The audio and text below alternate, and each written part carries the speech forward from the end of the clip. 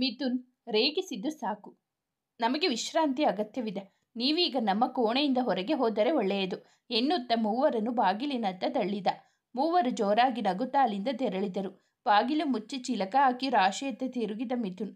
ಹಬ್ಬ, ಒಂದು ಕ್ಷಣ ಅವರು ನಿಜವನ್ನೇ ಹೇಳುತ್ತಿದ್ದಾರೆ ಎಂದು ಗಾಬರಿಯಾಗಿತ್ತು.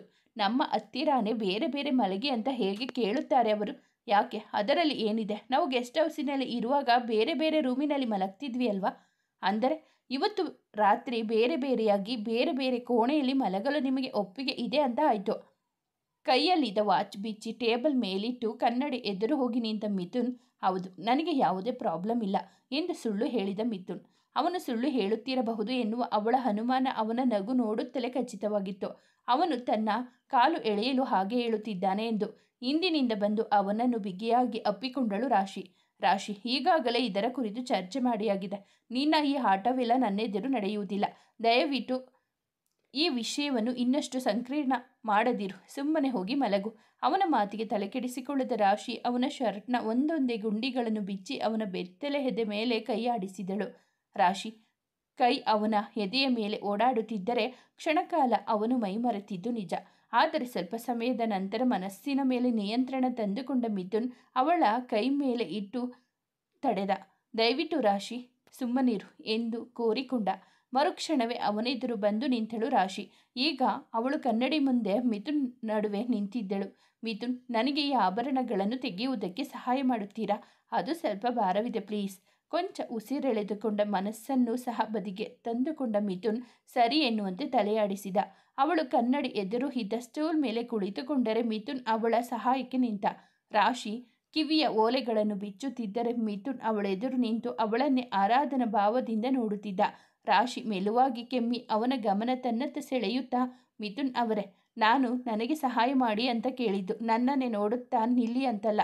ಅದರಲ್ಲೂ ನಿಮಗೆ ಈ ರಾತ್ರಿ ಏನು ಮಾಡಲು ಸಹ ಮನಸ್ಸು ಇಲ್ಲದೇ ಇರುವಾಗ. ಅವಳ ಮಾತಿಗೆ ನಕ್ಕ ಮಿಥುನ್ ಅವಳ ಕುತ್ತಿಗೆಯನ್ನು ನೋಡುತ್ತಾ, ನನಗೆ ಎಲ್ಲಿಂದ ಶುರು ಮಾಡಬೇಕು ಎಂದು ತಿಳಿಯುತ್ತಿಲ್ಲ ರಾಶಿ. ಕೈಗಳಿಂದ ಅಂದರೆ ಬಳೆಗಳನ್ನು ತೆಗೆಯುವುದರಿಂದ ಶುರು ಮಾಡಿ.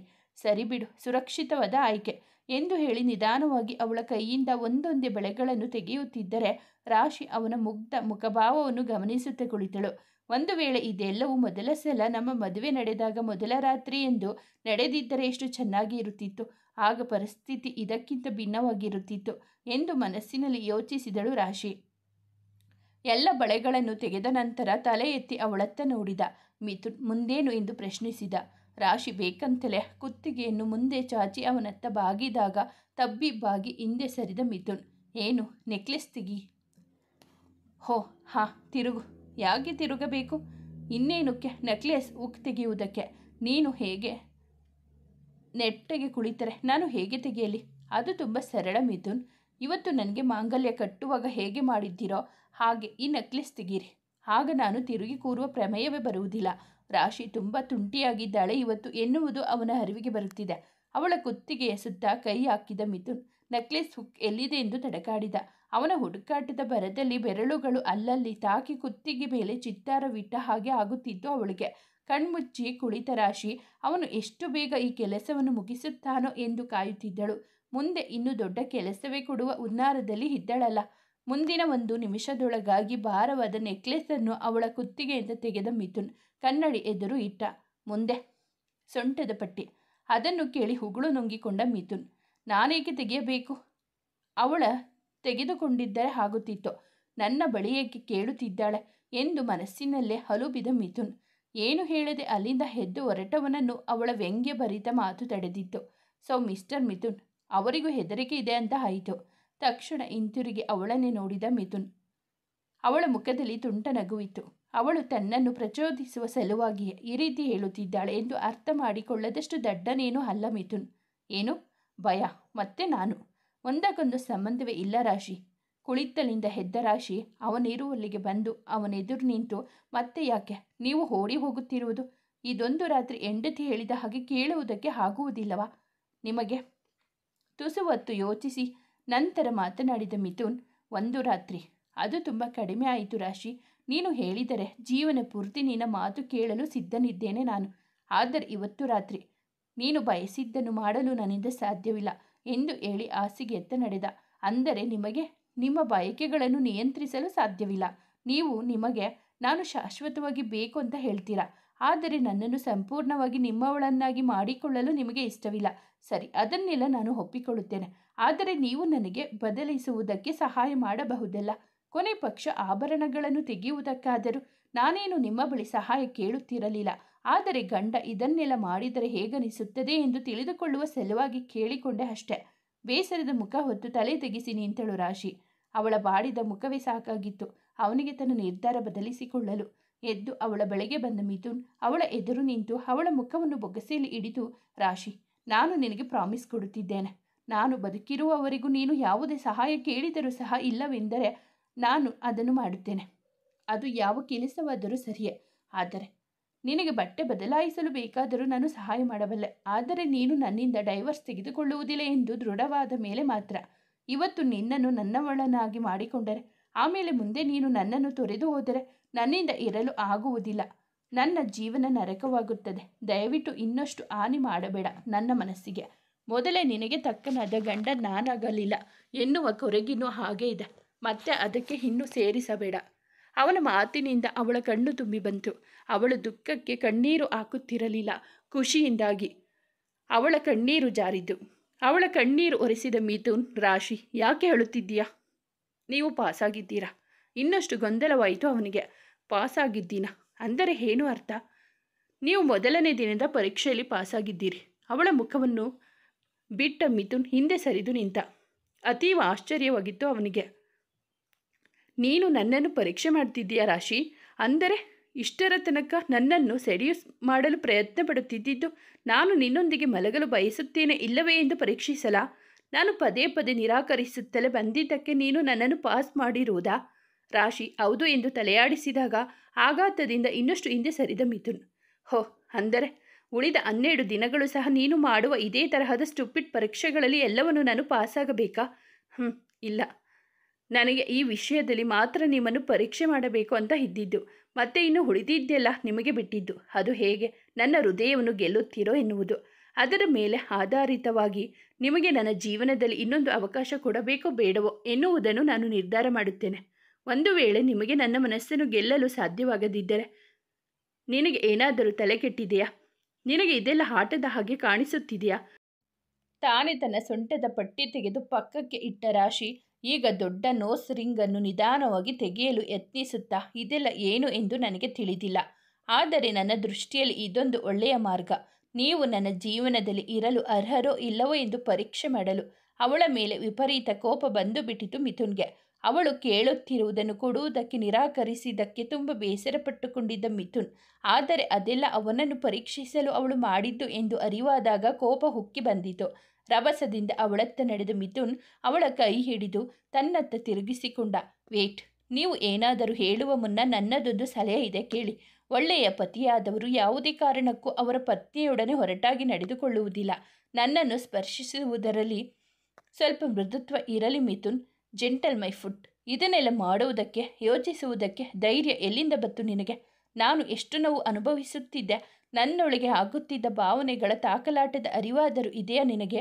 ನಾನು ಎಂದವ ಅಲ್ಲಿಗೆ ನಿಲ್ಲಿಸಿ ಅಲ್ಲಿಂದ ಹೊರಟ. ಅವನ ಕೈ ಹಿಡಿದು ನಿಲ್ಲಿಸಿದ ರಾಶಿ ಅವನ ಸುತ್ತ ಕೈ ಹಾಕಿ ಅಪ್ಪಿಕೊಂಡು, ನೀವು ಏನು ಮಿಥುನ್? ವಾಕ್ಯವನ್ನು ಪೂರ್ತಿಗೊಳಿಸಿ ನಂತರ ಹೋಗಿ. ಮರೆತು ಬಿಡು ಅದನ್ನು. ನೀನು ಅರ್ಥ ಮಾಡಿಕೊಳ್ಳುತ್ತೀಯ ಎಂದು ನನಗೆ ವಿಶ್ವಾಸ ಇಲ್ಲ ಎಂದು ಹೇಳಿ ತನ್ನ ನಡುವಿನ ಸುತ್ತ ಇರುವ ಅವಳ ಕೈಗಳನ್ನು ಬಿಡಿಸಲು ನೋಡಿದ. ಅವನ ಕೆನ್ನೆಗೊಂದು ಮುತ್ತಿಟ್ಟಳು ರಾಶಿ. ಅಲ್ಲಿಗೆ ಅವಳನ್ನು ದೂರ ಸರಿಸಲು ಯತ್ನಿಸುತ್ತಿದ್ದ ಕೈಗಳು ತಟಸ್ಥವಾದವು. ಅವನು ಏನು ಪ್ರತಿಕ್ರಿಯೆ ನೀಡದೆ ಸುಮ್ಮನೆ ನಿಂತಾಗ ಇನ್ನೊಂದು ಕೆನ್ನೆಗೂ ಮುತ್ತಿಟ್ಟಳು ರಾಶಿ. ಕಣ್ಮುಚ್ಚಿಕೊಂಡ ಮಿಥುನ್. ಅದರ ಅರಿವು ಅವಳಿಗಾದಾಗ ಎದುರು ಬಂದು ಅವನ ಮುಚ್ಚಿದ ರೆಪ್ಪೆಗಳ ಮೇಲೂ ತುಟಿ ಹೂರಿದಳು. ಅವನ ಶರ್ಟನ್ನು ಬಿಚ್ಚಿದಾಗ ಸಹ ಏನೊಂದು ಹೇಳಲಿಲ್ಲ ಮಿಥುನ್. ಮತ್ತೆ ತಾನೇ ಮುಂದುವರಿದ ರಾಶಿ ಅವನ ಕುತ್ತಿಗೆ ಮೇಲೆಲ್ಲ ಪುಟ್ಟ ಪುಟ್ಟ ಮುತ್ತಿಟ್ಟಳು. ಮಿಥುನ್ ನಡುಗುವ ಧ್ವನಿಯಲ್ಲಿ, ರಾಶಿ, ಇದನ್ನೆಲ್ಲ ಇಲ್ಲಿಗೆ ನಿಲ್ಲಿಸು. ಆದರೆ ಅವನ ಮಾತಿಗೆ ಪ್ರತಿಕ್ರಿಯೆ ನೀಡಲು ಹೋಗದ ರಾಶಿ ತಾನು ಮಾಡುತ್ತಿರುವುದನ್ನು ಮುಂದುವರಿಸಿದಳು. ರಾಶಿ, ಸುಮ್ಮನೆ ಇದ್ದು ಬಿಡು. ನನ್ನಿಂದ ನಿಯಂತ್ರಿಸಿಕೊಳ್ಳಲು ಆಗದೇ ಇದ್ದರೆ ಮುಂದೆ ಆಗುವುದನ್ನು ನೀನೇ ಅನುಭವಿಸಬೇಕು. ಮತ್ತೊಂದು ಮಾತನಾಡದ ರಾಶಿ ಅವನನ್ನು ಹಾಸಿಗೆ ಮೇಲೆ ತಳ್ಳಿ ತಾನು ಅವನ ಮೇಲೆ ಬಾಗಿದಳು. ತುಟಿಗೆ ತುಟಿ ಸೇರಿಸಿ ಗಾಢವಾಗಿ ಚುಂಬಿಸಿದಳು. ಅಲ್ಲಿಗೆ ಮಿಥುನ್ ತಾಳ್ಮೆಯ ಕಟ್ಟೆ ಹೊಡೆದು ಹೋಯಿತು. ಅವಳನ್ನು ತನ್ನೆಡೆಗೆ ಎಳೆದುಕೊಂಡ ಮಿಥುನ್ ತಾನೇ ಮುಂದುವರಿದ. ಅವರಿಬ್ಬರ ನಡುವಿನ ಕಾವು ಹೆಚ್ಚುತ್ತಿತ್ತು. ಅಷ್ಟರಲ್ಲಿ ಮಿಥುನ್ಗೆ ತಾನು ಏನು ಮಾಡುತ್ತಿರುವೆ ಎಂದು ಅರಿವಾಗಿ ಕಷ್ಟಪಟ್ಟು ತನ್ನನ್ನು ತಾನು ನಿಯಂತ್ರಿಸಿಕೊಂಡ. ಅವಳ ಹಣೆಗೊಂದು ಮುತ್ತು ಕೊಟ್ಟು ಪಕ್ಕಕ್ಕೆ ಸರಿದು ಮಲಗಿದ. ರಾಶಿ ಸಹ ಅವನ ಈ ನಡೆಯನ್ನು ವಿರೋಧಿಸಲು ಹೋಗಲಿಲ್ಲ. ಸದ್ಯಕ್ಕೆ ಇಷ್ಟಾದರೂ ಮುಂದುವರಿಸಿದ್ದೇನೆ, ಇನ್ನು ಮುಂದೆ ನೋಡಿದರೆ ಆಯಿತು ಎನ್ನುವ ಭಾವ ಬೆಳೆದು ಅವನನ್ನು ಬಿಗಿದಪ್ಪಿಕೊಂಡು ಅವನ ಎದೆಯಲ್ಲಿ ಮುಖ ಹುದುಗಿಸಿದಳು. ಅವಳನ್ನು ದೂರ ತಳ್ಳದೆ ತಾನು ಅಪ್ಪಿಕೊಂಡ ಮಿಥುನ್ ಕಣ್ಮುಚ್ಚಿ ಮಲಗಿದ. ಬೆಳಿಗ್ಗೆ ಕಣ್ತೆರೆದ ಮಿಥುನ್ ಪಕ್ಕದಲ್ಲಿ ಇರಲಿಲ್ಲ ಮಡದಿ.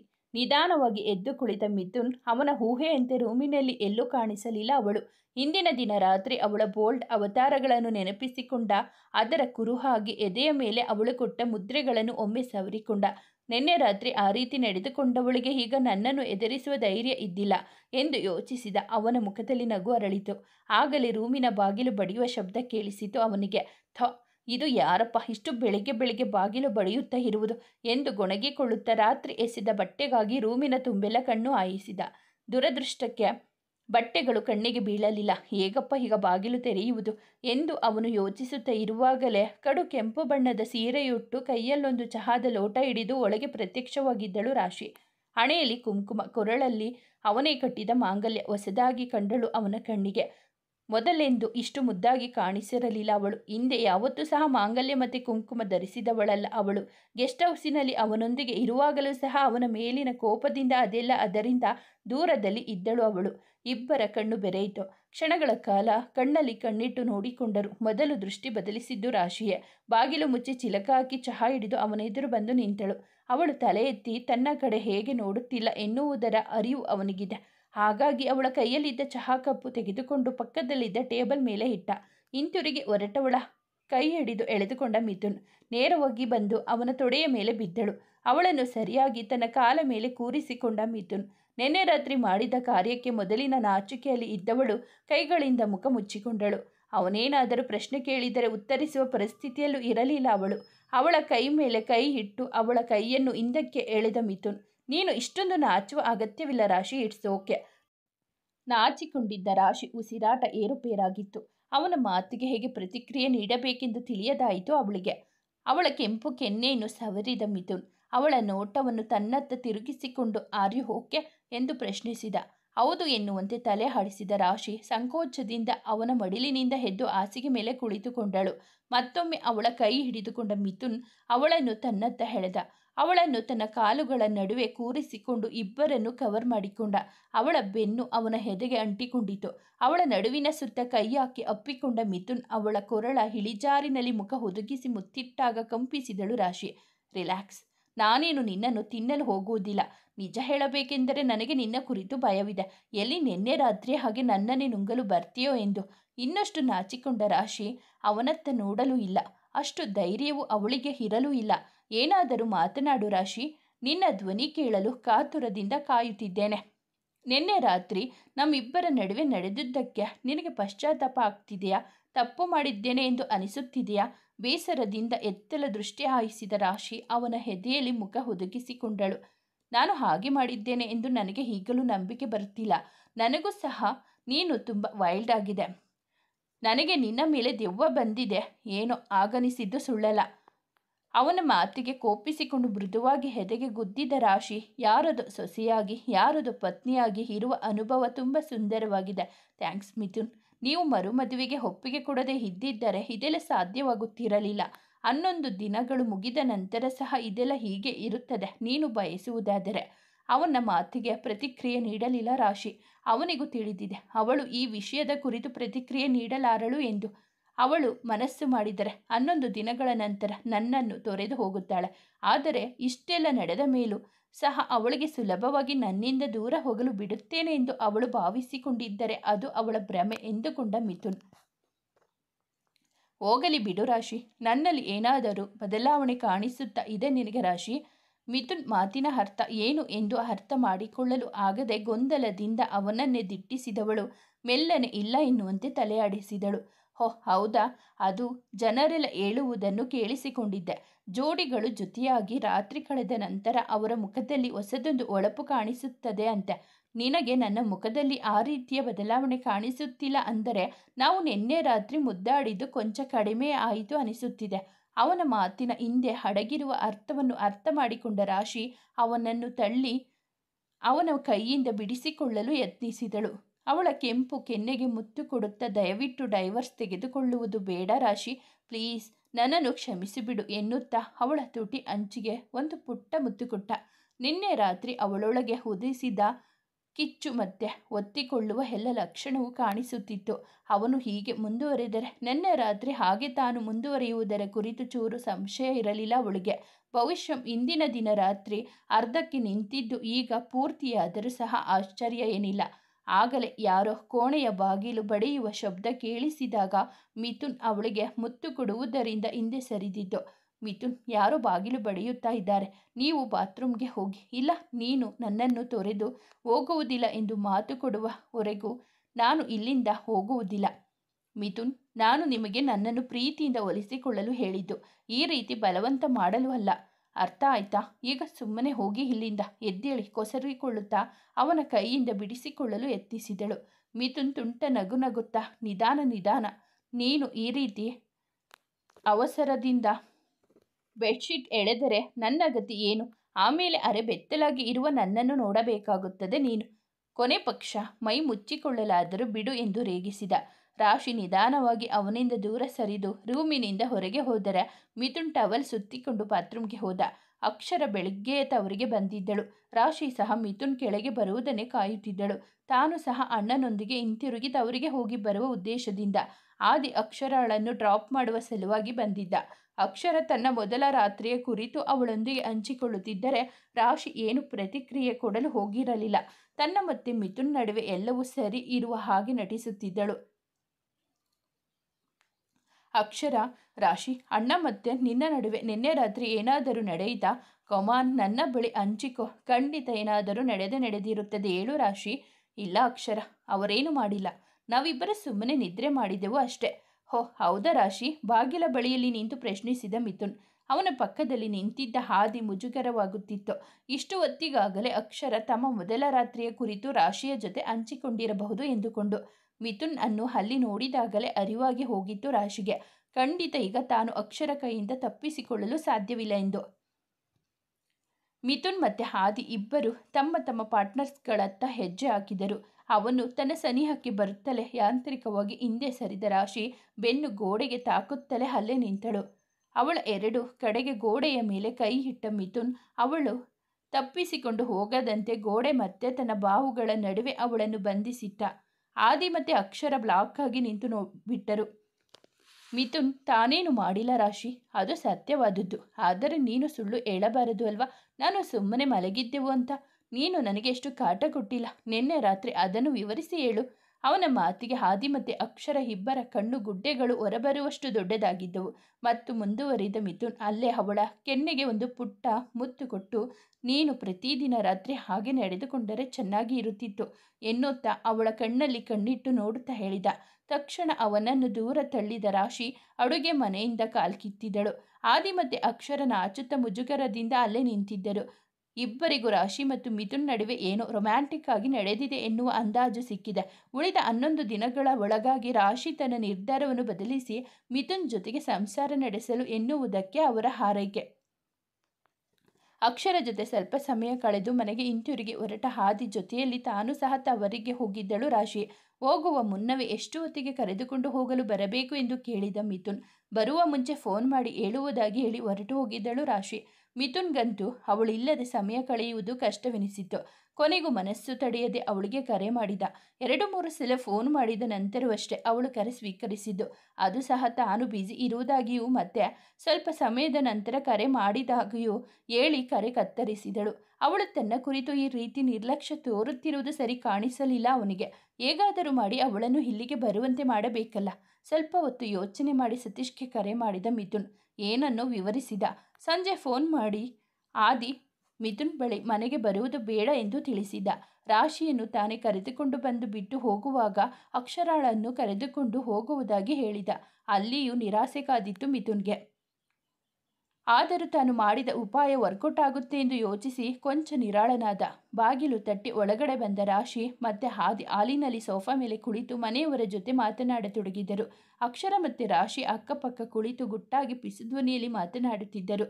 ರಾಶಿಯ ಗಮನ ಪೂರ್ತಿ ಮೆಟ್ಟಿಲಿನ ಕಡೆಗೆ ಇತ್ತು, ಮಿಥುನ್ ಆಗಮನದ ನಿರೀಕ್ಷೆಯಲ್ಲಿ. ಅಕ್ಷರ, ಮಿಥುನ್ ಎಷ್ಟು ಸಲ ಫೋನ್ ಮಾಡಿದರೂ ಸಹ ನೀನು ಮಾತನಾಡಲೇ ಇಲ್ಲವಂತೆ, ಇವತ್ತು ಪೂರ್ತಿ ನಿಜಾನಾ?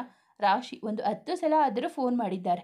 ತುಂಬ ದಿನಗಳ ನಂತರ ಅಪ್ಪ ಅಮ್ಮನ ಜೊತೆ ಕಾಲ ಕಳೆಯುತ್ತಾ ಇರುವಾಗ ಇವರೊಡನೆ ಹೇಗೆ ಮಾತನಾಡುವುದು ಹೇಳು? ಅಕ್ಷರ, ನನಗೆ ಅರ್ಥವಾಗುತ್ತದೆ, ಎಲ್ಲರಿಗೂ ನಿನ್ನ ಪರಿಸ್ಥಿತಿ ಅರ್ಥವಾಗುತ್ತದೆ. ಆದರೆ ಗಂಡಂದಿರು ಹೀಗೇನೆ, ಅವರಿಗೆ ಅವರನ್ನು ಕಾಳಜಿ ಮತ್ತೆ ಮುದ್ದು ಮಾಡಲು ಹೆಂಡತಿ ಯಾವಾಗಲೂ ಪಕ್ಕದಲ್ಲಿ ಇರಬೇಕು ಅಷ್ಟೆ, ನಾಚುತ್ತಾ ನುಡಿದಳು. ಅವಳ ಮಾತಿಗೆ ರಾಶಿ ಮುಖದ ಮೇಲೂ ನಗು ಮೂಡಿತು. ಯಾಕೆ ಅವರು ಕೆಳಗೆ ಬರ್ತಿಲ್ಲ? ಅಕ್ಷರ, ಬಹುಶಃ ಅವನು ಕೆಲಸದಲ್ಲಿ ನಿರತನಾಗಿದ್ದಾನೆ ಅನಿಸುತ್ತೆ. ಉಬ್ಬು ಗಂಟಿಕ್ಕೆ ಅಕ್ಷರ ಕಡೆ ನೋಡಿದಳು ರಾಶಿ. ಇನ್ನು ಉಳಿದ 11 ದಿನಗಳಲ್ಲಿ ನನ್ನನ್ನು ಹೊಲಿಸಿಕೊಳ್ಳಲು ಇದೇ ಪ್ರಯತ್ನ ಮಾಡುವುದಾ ಇವರಿಗೆ ಖಂಡಿತ ನಾನು ಒಂದಿಷ್ಟು ಸಲಹೆ ಕೊಡುವ ಅಗತ್ಯವಿದೆ. ಅಕ್ಷರ ಮತ್ತೆ ಹಾದಿ ಹೊರಟು ಹೋದ ಮೇಲೆ ರೂಮಿನತ್ತ ಹೊರಟಳು ರಾಶಿ. ಅವನೇನು ಮಾಡುತ್ತಿದ್ದಾನೆ ಎಂದು ತಿಳಿದುಕೊಳ್ಳುವ ಕುತೂಹಲ ಒಂದು ಕಡೆ, ಆದರೆ ಇನ್ನೊಂದು ಕಡೆ ತನಗೆ ಎಷ್ಟು ಕೋಪ ಬಂದಿದೆ ಎಂದು ತೋರಿಸಿಕೊಳ್ಳಬೇಕಾಗಿತ್ತು ಅವಳಿಗೆ. ಅಲ್ಲ, ಎಷ್ಟು ಕೊಬ್ಬು ಇರಬೇಕು ಇವರಿಗೆ. ನಾನು ಮತ್ತೆ ಅಣ್ಣ ಬಂದಿರುವುದು ತಿಳಿದಿದೆ. ಕೆಳಗಡೆ ಕುಳಿತು ಮನೆಯವರ ಜೊತೆ ಮಾತನಾಡುತ್ತಿರುವುದು ಖಂಡಿತ ಕೇಳಿಸೇ ಇರುತ್ತದೆ. ಆದರೂ ಸಹ ಕೆಳಗೆ ಬಂದೇ ಇಲ್ಲ. ಕೊನೆ ಪಕ್ಷ ಮುಖವನ್ನಾದರೂ ತೋರಿಸಿ ಹೋಗಬಹುದಿತ್ತು. ಬಾಗಿಲು ತಳ್ಳಿ ಹೊಳ ಬಂದವಳಿಗೆ ಅವನು ಫೋನಿನಲ್ಲಿ ಮಾತನಾಡುತ್ತಾ ನಿಂತಿರುವುದು ನೋಡಿ ಅಚ್ಚರಿಯಾಯಿತು. ಒಮ್ಮೆ ಅವಳತ್ತ ನೋಡಿದ ಮಿಥುನ್ ಮತ್ತೆ ತನ್ನ ಮಾತುಕತೆಯನ್ನು ಮುಂದುವರಿಸಿದ. ಅವನ ಮಾತಿನಿಂದಲೇ ತಿಳಿಯಿತು ಅವಳಿಗೆ ಮಿಥುನ್ ಮಾತನಾಡುತ್ತಾ ಇರುವುದು ಸತೀಶ್ ಜೊತೆಗೆ ಎಂದು. ಮಿಥುನ್ ಇನ್ನು ಫೋನಿನಲ್ಲಿ, ನಿಜವಾಗ್ಲೂ ಸತೀಶ್, ಈ ಒಪ್ಪಂದದ ಕುರಿತು ನಿನಗೆ ಖಚಿತತೆ ಇದೆ ಅಲ್ವಾ? ಅಂದರೆ ನಾನು ಪ್ರಪೋಸ್ ಮಾಡುವ ವಿಧಾನ ಅವರಿಗೆ ಇಷ್ಟವಾಗುತ್ತದೋ ಇಲ್ಲವೋ? ಓಕೆ, ಆಮೇಲೆ ಮತ್ತೆ ಮುಂದೆ ಏನು? ಮಹೇಶ್, ನಿಜವಾಗಿ ಹಾಗೆಲ್ಲ ಮಾಡುವ ಅವಶ್ಯಕತೆ ಇದೆಯಾ? ಸರಿ ಬಿಡು, ಮುಂದೆ ಏನೇನು ಮಾಡಬೇಕು ಎಂದು ನಾನು ನೋಡಿಕೊಳ್ಳುತ್ತೇನೆ. ಮುಂದಿನ ಹೆಜ್ಜೆಯ ಕುರಿತು ನಿನ್ನಿಂದ ಸಲಹೆ ಪಡೆಯುವ ಅವಶ್ಯಕತೆ ನನಗಿಲ್ಲ. ಇಂತಹ ವಿಷಯಗಳಲ್ಲಿ ನಿನಗಿಂತ ಹೆಚ್ಚಾಗಿ ನನಗೆ ತಿಳಿದಿಲ್ಲ ಎಂದು ಹೇಳಿದವನಿಗೆ ಕೋಪದಿಂದ ಬುಸುಗುಟ್ಟುತ್ತಾ ತಾನು ಯಾವಾಗ ಕರೆ ಕತ್ತರಿಸುತ್ತೇನೋ ಎಂದು ಕಾಯುತ್ತಾ ನಿಂತಿರುವ ರಾಶಿಯತ್ತ ನೋಡಿ ನಗು ಬಂತು. ಅವರಿಬ್ಬರು ಆಫೀಸ್ ವಿಷಯ ಮಾತನಾಡುತ್ತಿದ್ದಾರೆ ಎಂದು ಭಾವಿಸಿ ತುಸು ತಾಳ್ಮೆ ವಹಿಸಿದ್ದಳು ರಾಶಿ. ಆದರೆ ಅವಳಿಗೆ ಏನು ಗೊತ್ತು, ಅವರಿಬ್ಬರು ಮಾತನಾಡುತ್ತಾ ಇರುವುದು ಮುಖ್ಯವಾದ ಡೀಲ್ ತನಗೆ ಸಂಬಂಧಿಸಿದ್ದು ಎಂದು. ಕರೆ ತುಂಡರಿಸಿದ ಮಿಥುನ್ ಅವಳನ್ನು ಮೇಲಿಂದ ಕೆಳಗೊಮ್ಮೆ ನೋಡಿದ. ನೀನು ಸೀರೆ ಬದಲಾಯಿಸಿದ್ದೀಯಾ? ನೀವು ಇದೇ ರೀತಿನ ಉಳಿದ 11 ದಿನಗಳಲ್ಲಿ ನನ್ನನ್ನು ಒಲಿಸಿಕೊಳ್ಳಲು ಪ್ರಯತ್ನ ಪಡುವುದು? ಮೊದಲು ಪ್ರಶ್ನೆ ಕೇಳಿದ್ದು ನಾನು, ಹಾಗಾಗಿ ಮೊದಲು ನೀನು ನನ್ನ ಪ್ರಶ್ನೆಗೆ ಉತ್ತರ ಕೊಡು. ರಾಶಿಯ ಅಸಹನೆ ಇನ್ನಷ್ಟು ಹೆಚ್ಚಿತು. ಕೋಪದಿಂದ ಅವನತ್ತ ಹೆಜ್ಜೆ ಹಾಕಿದ್ದವಳು ಕಾಲು ಜಾರಿ ಬೀಳುವಂತೆ ಆದಾಗ ತಕ್ಷಣವೇ ಅವಳನ್ನು ಹಿಡಿದುಕೊಂಡು ಬೀಳುವುದರಿಂದ ಪಾರು ಮಾಡಿದ ಮಿಥುನ್. ಅವನ ತೋಳಿನಲ್ಲಿ ಇದ್ದವಳು ಭಯದಿಂದ ಬಿಗಿಯಾಗಿ ಕಣ್ಣು ಮುಚ್ಚಿಕೊಂಡಳು. ನಿಧಾನವಾಗಿ ಕಣ್ಣು ತೆರೆದವಳಿಗೆ ಕಾಣಿಸಿದ್ದು ತನ್ನನ್ನೇ ನೋಡುತ್ತಿರುವ ಮಿಥುನ್. ಜಾಗ್ರತೆ ರಾಶಿ, ನೀನು ನನಗೆ ಬೀಳುತ್ತಿದ್ದೀಯಾ? ಅರಳು ಕಂಗಳನ್ನು ಇನ್ನಷ್ಟು ಹಿಗ್ಗಿಸಿ ಅವನನ್ನೇ ಅಚ್ಚರಿಯಿಂದ ನೋಡಿದಳು ರಾಶಿ. ಅಂದರೆ ನೀನು ನನ್ನ ಮೈ ಮೇಲೆ ಬೀಳ್ತಾ ಇದ್ದೀಯ ನೋಡು. ಸರಿಯಾಗಿ ಎದ್ದು ಕಣ್ಣಲ್ಲಿ ತಮ್ಮಿಬ್ಬರ ಪೊಸಿಷನ್ ತೋರಿಸಿದ. ಅವನು ತನ್ನನ್ನು ಗಟ್ಟಿಯಾಗಿ ಹಿಡಿದುಕೊಂಡಿರುವುದು ನೋಡಿ ಅವನ ಕೈಯಿಂದ ಬಿಡಿಸಿಕೊಂಡು ಹಿಂದಕ್ಕೆ ಸರಿಯುವ ಪ್ರಯತ್ನ ಮಾಡಿದಳು. ಮತ್ತೊಮ್ಮೆ ಅವಳ ನಡು ಬಳಸಿ ತನ್ನತ್ತ ಎಳೆದುಕೊಂಡು ಅವಳ ತುಟಿಯತ್ತ ಬಾಗಿದ ಮಿಥುನ್. ಅವನು ಮುದ್ದು ಕೊಡಲು ಮುಂದಾಗುತ್ತಿದ್ದಂತೆ ತಲೆ ಹಿಂದಕ್ಕೆ ಬಾಗಿಸಿದ ರಾಶಿ ಮಧ್ಯದಲ್ಲಿ ಮಾತನಾಡಿದಳು. ಮಿಥುನ್, ನೀವು ಉಳಿದ 11 ದಿನಗಳ ಒಳಗೆ ನನ್ನನ್ನು ಒಲಿಸಿಕೊಳ್ಳುವ ಪ್ರಯತ್ನದಲ್ಲಿ ಇದ್ದೀರಾ? ಆದರೆ ಹೀಗಲ್ಲ. ನಗುತ್ತಾ ಅವಳತ್ತ ನೋಡಿದ ಮಿಥುನ್, ಹೌದು, ನಾನು ಹೀಗೆಲ್ಲ ಮಾಡುವ ಹಾಗಿಲ್ಲ ಎಂದು ನನಗೂ ತಿಳಿದಿದೆ ಅಲ್ವಾ ಬೇಬಿ? ನಾನು ಈಗಾಗಲೇ ನಿನ್ನವ, ನೀನು ಹೇಗೆ ಬೇಕಾದರೂ ಮಾಡಬಹುದು ಅಲ್ವಾ? ಜೋರಾಗಿ ಉಸಿರು ಎಳೆದುಕೊಂಡ ರಾಶಿಗೆ ಇಂದಿನ ರಾತ್ರಿ ತಾನು ಮಾಡಿದ್ದೆಲ್ಲ ನೆನಪಿಗೆ ಬಂತು. ತುಂಟ ನಗು ನಗುತ್ತಿರುವ ಅವನನ್ನು ನೋಡಲು ಇಷ್ಟವಾಗದೆ ಗಟ್ಟಿಯಾಗಿ ಕಣ್ಮುಚ್ಚಿಕೊಂಡಳು. ನಿನ್ನೆ ರಾತ್ರಿಯ ರೀತಿಯಲ್ಲಿ ಇವತ್ತು ಸಹ ಕಳೆಯುವಂತೆ ಆದರೆ ಹೇಗೆ ಬೇಕಿದ್ದರೆ ನಾನು ನಿನ್ನನ್ನು ಮುಟ್ಟುವುದಿಲ್ಲ ಎಂದು ಮಾತು ಕೊಡುತ್ತೇನೆ. ಗಂಡ ರೊಮ್ಯಾಂಟಿಕ್ ಆಗಿ ಮಾತನಾಡುತ್ತಾ ಇರುವಾಗ ರಾಶಿಗೆ ನಗು, ನಾಚಿಕೆ ಎಲ್ಲವೂ ಒಟ್ಟೊಟ್ಟಿಗೆ ಬರುತ್ತಿದೆ. ಮತ್ತೊಮ್ಮೆ ಅವನನ್ನು ತಳ್ಳಲು ಎದೆಯ ಮೇಲೆ ಕೈ ಇಟ್ಟಳು. ಅದೇ ಕೈ ಹಿಡಿದುಕೊಂಡು ಬೆರಳುಗಳಿಗೆ ಚುಂಬಿಸಿದ ಮಿಥುನ್. ಇಷ್ಟರವರೆಗೆ ತೋರಿಸುತ್ತಿದ್ದ ನಿಯಂತ್ರಣ ಅವಳ ಎಲ್ಲೆ ಮೀರಿ ಹೋಯಿತು. ತಾನು ಬಂದಿರುವ ಗೊತ್ತಾಗಿಯೂ ನೋಡಲು ಬರದ ಅವನ ಮೇಲೆ ಹರಿಹಾಯಲು ಬಂದವಳ ಕೋಪವೀಗ ಕಿಟಕಿ ಆಚೆ ಹಾರಿ ಹೋಗಿತ್ತು. ಅಲ್ಲಿ ಈಗ 4 ಗೋಡೆಗಳ ನಡುವೆ ಉಳಿದಿರುವುದು ತುಂಟಾಟ, ಪ್ರಣಯ ಮತ್ತು ಪ್ರೀತಿ ಅಷ್ಟೇ. ತಕ್ಷಣ ಅವನ ತುಟಿಯಿಂದ ಕೈ ಹಿಂದಕ್ಕೆ ಎಳೆದುಕೊಂಡ ರಾಶಿ, ನೀವು ಈ ರೀತಿ ನನ್ನನ್ನು ಸ್ಪರ್ಶಿಸುವುದಿಲ್ಲ ಎಂದು ಹೇಳಿದ್ದೀರಿ. ಮತ್ತೀಗ ನೀವು ಮಾಡುತ್ತಿರುವುದು ಏನು ಮಿಥುನ್? ಎದೆಯ ಮೇಲೆ ಕೈ ಇಟ್ಟಿ ನಿಂತು ಪ್ರಶ್ನಿಸಿದಳು. ಅದು ನಾನು ಹೀಗೆ ನಿನ್ನನ್ನು ಮುಟ್ಟುವುದಿಲ್ಲ ಎಂದು ಮಾಡಿ ತೋರಿಸುತ್ತಿದ್ದೆ ಅಷ್ಟೆ. ಅವನ ತುಂಟಾಟ ಇತ್ತೀಚೆಗೆ ಹೆಚ್ಚುತ್ತಿರುವುದು ಅವಳಿಗೂ ಗೊತ್ತು. ಉಕ್ಕಿ ಬರುತ್ತಿರುವ ನಗುವನ್ನು ತುಟಿಕಚ್ಚಿ ನಿಯಂತ್ರಿಸಿಕೊಂಡಳು. ಅವನ ತೋಳು ಹಿಡಿದುಕೊಂಡು, ಮಿಥುನ್, ಏನಾದರೂ ಪ್ಲಾನ್ ಮಾಡಿದ್ದೀರಾ ನನ್ನನ್ನು ಹೇಗೆ ಹೊಲಿಸಿಕೊಳ್ಳುವುದು ಎಂದು? ಅಂದರೆ ನೀವು ಯಾವುದೇ ಪ್ಲಾನ್ ಮಾಡದೆ ಹಾಗೆ ನನಗೆ ಕಾಣಿಸುವುದಿಲ್ಲ. ನೀವು ಆದಷ್ಟು ಬೇಗ ಒಳ್ಳೆ ಉಪಾಯದೊಂದಿಗೆ ಬರ್ತೀರಾ ಅಂತ ಆಶಿಸುತ್ತಿದ್ದೇನೆ. ಇಲ್ಲ ಅಂದರೆ ನಿಮ್ಮ ಜೀವನದಿಂದ ಹೊರಗೆ ಹೋಗಲು ನನಗೆ ಹೆಚ್ಚು ಸಮಯ ಬೇಕಾಗುವುದಿಲ್ಲ ಅಷ್ಟೇ. ಮಿಥುನ್ ಕೋಪ ನೆತ್ತಿಗೇರಿತು. ರಾಶಿ ಹೇಳಿದ್ದು ತಮಾಷೆಯಾಗಿ, ಆದರೆ ಮಿಥುನ್ ಮಾತ್ರ ಅದನ್ನು ಗಂಭೀರವಾಗಿ ಪರಿಗಣಿಸಿದ್ದ. ಅವಳ ಕೈ ದೂರ ತಳ್ಳಿ ಹಿಂದೆ ಸರಿದು ಮಿಥುನ್ ಕೋಪದಿಂದ ಅವಳನ್ನು ನಿಟ್ಟುಸಿದ. ಮತ್ತೆ ಅದೇ ವಿಷಯ. ನೀನು ನನಗೆ ಡೈವರ್ಸ್ ಕೊಡಲು ತುದಿಗಾಲಲ್ಲಿ ನಿಂತಿರುವ ವಿಷಯವನ್ನು ಪದೇ ಪದೇ ನೆನಪಿಸದೆ ಇರಲು ನಿನ್ನಿಂದ ಸಾಧ್ಯವಿಲ್ಲ ಅಲ್ವಾ? ಯಾಕೆ ಎಲ್ಲವನ್ನು ಇಷ್ಟು ಕಠಿಣ ಮಾಡುತ್ತಿರುವೆ? ನನಗೆ ದುರಹಂಕಾರ ಎನ್ನುವುದು ನಿನ್ನ ಅಭಿಪ್ರಾಯ ಅಲ್ವಾ? ಸರಿ ಬಿಡು. ಆದರೆ ನಿನಗೂ ನನ್ನಷ್ಟೇ ಹೀಗೋ ಇದೆ ಅಲ್ವಾ? ನಿಜ ಹೇಳಬೇಕು ಅಂದರೆ ನಿನಗೆ ನನಗಿಂತ ಒಂದು ಪಟ್ಟು ಜಾಸ್ತಿ ಹೀಗೋ ಇದೆ. ಅದರಲ್ಲೂ ವಿಶೇಷವಾಗಿ ನಮ್ಮಿಬ್ಬರ ವಿಷಯದಲ್ಲಿ. ಅದೇ ಹೇಗೆ? ನೀನು ಡೈವರ್ಸ್ ಇಲ್ಲಿಗೆ ಕೈಬಿಟ್ಟು ನಮ್ಮ ನಡುವಿನ ಸಂಬಂಧಕ್ಕೆ ಇನ್ನೊಂದು ಅವಕಾಶ ಕೊಡಬಾರದು ಎಂದು ಕೇಳುತ್ತಾ ಅವಳ ಕೈ ಹಿಡಿದು ಮತ್ತೆ ತನ್ನತ್ತ ಎಳೆದುಕೊಂಡ ಮಿಥುನ್. ನೀನು ಏನು? ನಿಮಗೆ ಯಾಕೆ ನನ್ನ ಮೇಲೆ ಇಷ್ಟು ಕೋಪ? ರಿಲ್ಯಾಕ್ಸ್, ಶಾಂತರಾಗಿ. ನಾನು ಎಲ್ಲಿಗೂ ಹೋಗುತ್ತಿಲ್ಲ. ಅವಳು ಹಾಗೆ ಹೇಳಿದ ಮರುಕ್ಷಣವೇ ಅವಳ ಕೈ ಬಿಟ್ಟ ಮಿಥುನ್. ನಾನು ಎಲ್ಲಿಗೂ ಹೋಗುತ್ತಿಲ್ಲ ಎನ್ನುವ ಮಾತಿನ ಅರ್ಥ ಏನು ಎನ್ನುವಂತೆ ಕಣ್ಣು ಕಿರಿದುಗೊಳಿಸಿ ಅವಳತ್ತಲೇ ನೋಡಿದ. ಆಗಲೇ ಅವಳಿಗೆ ಅರಿವಾಗಿದ್ದು ಬಾಯಿ ತಪ್ಪಿ ತಾನೇನು ಹೇಳಿಬಿಟ್ಟೆ ಎಂದು. ಆದರೂ ಅದನ್ನು ಮುಚ್ಚಿ ಹಾಕಲು ಯತ್ನಿಸಿದಳು. ಅಂದರೆ ನಾನು ಈಗ ಎಲ್ಲಿಗೂ ಹೋಗುತ್ತಿಲ್ಲ. ನಾನಿನ್ನು ಸ್ವಲ್ಪ ದಿನಗಳವರೆಗೂ ನಿಮ್ಮೊಡನೆ ಇರುತ್ತೇನೆ. ಹಾಗಾಗಿ ಈ ರೀತಿ ಕೈ ಹಿಡಿದು ಎಳೆಯುವುದು, ದೂರ ತಳ್ಳುವುದು, ಇದನ್ನೆಲ್ಲ ಕೊಂಚ ದಿನಗಳ ಮಟ್ಟಿಗೆ ನಿಲ್ಲಿಸಬಹುದು ಅಲ್ವೇನೋ? ನಿಮ್ಮ ನಿಜವಾದ ಬಣ್ಣ ಏನು ಎನ್ನುವುದನ್ನು ಮದುವೆಯಾದ ಮಾರನೆಯ ದಿನವೇ ನಿಮ್ಮ ಪತ್ನಿಗೆ ತೋರಿಸುವ ಅವಶ್ಯಕತೆ ಇಲ್ಲ. ಇನ್ನಷ್ಟು ಕುಪಿತನಾದ ಮಿಥುನ್ ಅವಳ ಮಾತಿನಿಂದ. ಆದರೆ ಕೋಪದ ಕೈಗೆ ಬುದ್ಧಿ ಕೊಟ್ಟು ಅವಳಿಗೆ ನೋವು ಮಾಡುವ ಉದ್ದೇಶ ಅವನಿಗೆ ಇರಲಿಲ್ಲ. ಹಾಗಾಗಿ ಟವಲ್ ಎತ್ತಿಕೊಂಡು ಮೌನವಾಗಿ ಬಾತ್ರೂಮ್ ಹೊಕ್ಕ. ಆ ರಾತ್ರಿ ಇಬ್ಬರ ನಡುವೆ ಮಾತುಕತೆ ಇರಲಿಲ್ಲ. ಅವನು ನಿದ್ರೆಗೆ ಜಾರಿದ್ದನ್ನು ಖಚಿತಪಡಿಸಿಕೊಂಡ ನಂತರವಷ್ಟೇ ರಾಶಿ ಅವನನ್ನು ಅಪ್ಪಿ ಮಲಗಿದ್ದು. ಇನ್ನು 10 ದಿನ ಬಾಕಿ ಉಳಿದಿದೆ ಎಂದು ನೆನಪು ಮಾಡಿದ್ದಕ್ಕೆ ಅವನಿಗೆ ಅಷ್ಟು ಕೋಪ ಬಂದಿದ್ದು ಎನ್ನುವುದು ಅವಳಿಗೂ ತಿಳಿದಿದೆ. ಅದರಲ್ಲಿ ನನ್ನದೇನು ತಪ್ಪಿಲ್ಲ. ನಾನೇನು ಬೇಕಂತ ನೆನಪು ಮಾಡಿದ್ದಲ್ಲ. ನಾನು ಅವರ ಜೀವನದಲ್ಲಿ ಇರಬೇಕು ಎನ್ನುವುದನ್ನು ಹೇಗೆ ನನಗೆ ಸಾಬೀತು ಮಾಡುತ್ತಾರೆ? ನನ್ನನ್ನು ಶಾಶ್ವತವಾಗಿ ಉಳಿಸಿಕೊಳ್ಳಲು ಏನೇನು ಮಾಡುತ್ತಾರೆ ಎಂದು ಕಾತುರತೆಯಿಂದ ಕಾಯುತ್ತಿದ್ದೆ. ದಿ ಗ್ರೇಟ್ ಮಿಥುನ್ ಅವರ ಹೆಂಡತಿಯ ಮನಸ್ಸನ್ನು ಗೆಲ್ಲಲು ಏನೇನು ಸರ್ಕಸ್ ಮಾಡಬಹುದು ಎಂದು ಚೂರೇ ಚೂರು ಕುತೂಹಲ ಅಷ್ಟೆ. ನನಗೇನು ಗೊತ್ತಿಲ್ಲ ಡೈವರ್ಸ್ ದಿನಾಂಕ ಸಮೀಪಿಸುತ್ತಿದೆ ಎಂದು ಪದೇ ಪದೇ ನೆನಪು ಮಾಡುತ್ತಿದ್ದರೆ ಇವರ ಕೋಪ ನೆತ್ತಿಗೆ ಹೇರಿ ನಮ್ಮಿಬ್ಬರ ನಡುವೆ ಇನ್ನಷ್ಟು ಕಂದಕ ಸೃಷ್ಟಿಯಾಗುತ್ತದೆ ಅಂತ. ಬಹುಶಃ ನಾನು ಸ್ವಲ್ಪ ತಾಳ್ಮೆಯಿಂದ ನಡೆದುಕೊಳ್ಳಬೇಕೋ ಏನೋ. ಆಗ ನಾನು ಬಯಸಿದ ಫಲಿತಾಂಶ ಸಿಗಬಹುದು. ಮರುದಿನ ಬೆಳಗ್ಗೆ ಮುಖದ ಮೇಲೆ ಸೂರ್ಯನ ಕಿರಣ ಬಿದ್ದಾಗ ಅಸಹನೆಯಿಂದ ಮುಖ ಹಿಂಡಿದಳು. ಯಾರಪ್ಪ ಕಿಟಕಿಗೆ ಮುಚ್ಚಿದ ಪರದೆ ಸರಿಸಿದ್ದು ಎಂದು ಮನಸ್ಸಿನಲ್ಲಿ ಬೈದುಕೊಂಡಳು. ಕಣ್ಣು ಉಜ್ಜಿಕೊಳ್ಳುತ್ತಲೇ ಕಣ್ಣು ತೆರೆದವಳು ಎದುರಿಗೆ ಕುಳಿತಿದ್ದ ಅವಳ ಪತಿ. ಅವಳ ಮೊಗವನ್ನು ಸವರುತ್ತಾ ಕುಳಿತಿದ್ದ. ಕಪ್ಪು ಟ್ರ್ಯಾಕ್ ಪ್ಯಾಂಟ್ ಮತ್ತು ಬಿಳಿ ವೆಸ್ಟ್ನಲ್ಲಿ ಸುಂದರವಾಗಿ ಕಾಣಿಸುತ್ತಿದ್ದ. ತಟ್ಟನೆ ಇಂದಿನ ರಾತ್ರಿ ನಡೆದ ಘಟನೆ ನೆನಪಾಯಿತು. ನಿನ್ನೆ ರಾತ್ರಿ ಎಷ್ಟು ಕೋಪಿಸಿಕೊಂಡಿದ್ದರು. ಒಂದು ಮಾತು ಸಹ ಆಡಿರಲಿಲ್ಲ ನನ್ನ ಜೊತೆ. ನಾನೇ ಕ್ಷಮೆ ಕೇಳಿಬಿಡುತ್ತೇನೆ ಎಂದು ಯೋಚಿಸಿ ಬಾಯಿ ತೆರೆದಿದ್ದಳು ಅಷ್ಟೆ. ಅವಳು ಬಾಯಿ ತೆರೆಯುವ ಮುನ್ನವೇ ತುಟಿಗಳ ಮೇಲೆ ಬೆರಳು ಇಟ್ಟು ಸುಮ್ಮನಿರಿಸಿದ. ಐ ಆಮ್ ಸಾರಿ ರಾಶಿ. ನಿನ್ನೆ ನಾನು ನಿನ್ನ ಮೇಲೆ ರೇಗಬಾರದಿತ್ತು. ದಯವಿಟ್ಟು ನನ್ನನ್ನು ಕ್ಷಮಿಸಿಬಿಡು. ಅವನು ಮನಸ್ಸಾರೆ ಕ್ಷಮೆ ಯಾಚಿಸುತ್ತಿದ್ದಾನೆ ಎಂದು ಅವಳಿಗೂ ಅರ್ಥವಾಗುತ್ತಿದೆ. ಎದ್ದು ಕಾಟ್ಗೆ ಹೊರಗೆ ಕುಳಿತಳು. ಅವನಿನ್ನು ಅವಳ ಸಮೀಪದಲ್ಲೇ ಕುಳಿತಿದ್ದ. ಎದ್ದು ಹೋಗುವ ಮನಸ್ಸು ಮಾಡಲಿಲ್ಲ. ಅವಳ ಕಾಲುಗಳನ್ನು ತನ್ನ ಕಾಲುಗಳಿಂದ ಬಂಧಿಸಿದ್ದ. ರಾಶಿಯ ಗಮನ ಪಕ್ಕದ ಟೀಪಾಯಿ ಮೇಲೆ ಇದ್ದ ಚಹಾದ ಮೇಲೆ ಹೋಯಿತು. ತಕ್ಷಣ ದೊಡ್ಡದಾದ ನಗು ಅರಳಿತು ಅವಳ ಮುಖದಲ್ಲಿ. ವಾವ್ ಮಿಥುನ್, ಹೆಂಡತಿಗಾಗಿ ಭೇಟಿ ಮಾಡಿಕೊಂಡು ಬಂದಿದ್ದೀರಾ? ನಾನಿನ್ನು ಕನಸು ಕಾಣುತ್ತಿದ್ದೀನಾ? ಅವಳು ಬೆಳಗ್ಗೆ ತನ್ನ ರೇಗಿಸುತ್ತಿರುವುದು ನೋಡಿ ನಾಚಿಕೆ ಆಯಿತು ಮಿಥುನ್ಗೆ. ಟಿಪಾಯಿ ಮೇಲೆ ಇದ್ದ 1 ಕಪ್ ಚಹಾ ಅವಳಿಗೆ ಕೊಟ್ಟು ಇನ್ನೊಂದನ್ನು ತಾನು ಕೈಗೆ ಎತ್ತಿಕೊಂಡ. ನಾನೇ ಮಾಡಿದ್ದು. ಕುಡಿದು ಟೇಸ್ಟ್ ಹೇಗಿದೆ ಅಂತ ಹೇಳು. ಒಂದು ಗುಟುಕು ಕುಡಿದು ರುಚಿ ನೋಡಿದಳು ರಾಶಿ. ತುಂಬ ಚೆನ್ನಾಗಿಯೇ ಇತ್ತು. ಅವಳಿಗೆ ನಿಜವಾಗಿಯೂ ಇಷ್ಟವಾಗಿತ್ತು. ನಿಜವಾಗಲೂ ನೀವೇ ಮಾಡಿದ್ದ? ಅಂದರೆ ತುಂಬ ಟೇಸ್ಟಿಯಾಗಿದೆ ಅದಕ್ಕೆ. ಮಿಥುನ್ ತಾನು ಸಹ ಕುಡಿದು ಟೇಸ್ಟ್ ನೋಡುತ್ತಾ, ನಾನೇ ಮಾಡಿದ್ದು. ಆದರೆ ಯಾವ್ಯಾವುದು ಎಷ್ಟೆಷ್ಟು ಪ್ರಮಾಣದಲ್ಲಿ ಹಾಕಬೇಕು ಎಂದು ಅಕ್ಕನ ಬಳಿ ಸಲಹೆ ಕೇಳಿದ್ದೆ. ಅವನ ಮಾತಿಗೆ ನಕ್ಕ ರಾಶಿ ತಾನೇ ಮುಂದಾಗಿ ಅವನ ಕೈ ಹಿಡಿದುಕೊಂಡಳು. ಮಿಥುನ್ಗೆ ಅಚ್ಚರಿಯಾಗಿದ್ದು ಅವಳೇ ಮೊದಲಾಗಿ ಕೈ ಹಿಡಿದುಕೊಂಡಿದ್ದು ನೋಡಿ. ನಿನ್ನೆ ರಾತ್ರಿ ನಡೆದಿದ್ದಕ್ಕೆ ಮನಸ್ಫೂರ್ತಿಯಾಗಿ ಕ್ಷಮೆ ಕೇಳುತ್ತಿದ್ದೇನೆ. ನಿಜವಾಗಿಯೂ ನಾನು ನಿಮ್ಮನ್ನು ರೇಗಿಸಲು ಹಾಗೆ ಹೇಳುತ್ತಿದ್ದೆ ಅಷ್ಟೆ.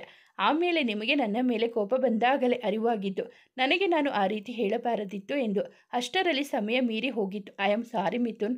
ಅವಳ ಕೈ ಹಿಡಿದು ಚುಂಬಿಸಿದ ಮಿಥುನ್. ನೀನು ಕ್ಷಮೆ ಕೇಳುವ ಅಗತ್ಯವಿಲ್ಲ, ನನಗೆ ಅರ್ಥವಾಗುತ್ತದೆ. ವೆಲ್ ಮಿಸ್ಸಸ್ ಮಿಥುನ್, ಸಮಯವೀಗ 8 ಗಂಟೆ. ಸರಿಯಾಗಿ 9 ಗಂಟೆಗೆ ತಿಂಡಿ ತಯಾರಾಗಿ ಇರುತ್ತದೆ. ಹಾಗಾಗಿ ನೀನು ಈಗಲೇ ಎದ್ದು ತಯಾರಾದರೆ ನಾನು ಕೆಳಗಡೆ ಹೋಗಿ ತಿಂಡಿ ತಯಾರಿಸುವಲ್ಲಿ ಸಹಾಯ ಮಾಡುತ್ತೇನೆ. ನೀನು ಬರುವಷ್ಟರಲ್ಲಿ ತಿಂಡಿ ರೆಡಿ ಇರುತ್ತದೆ.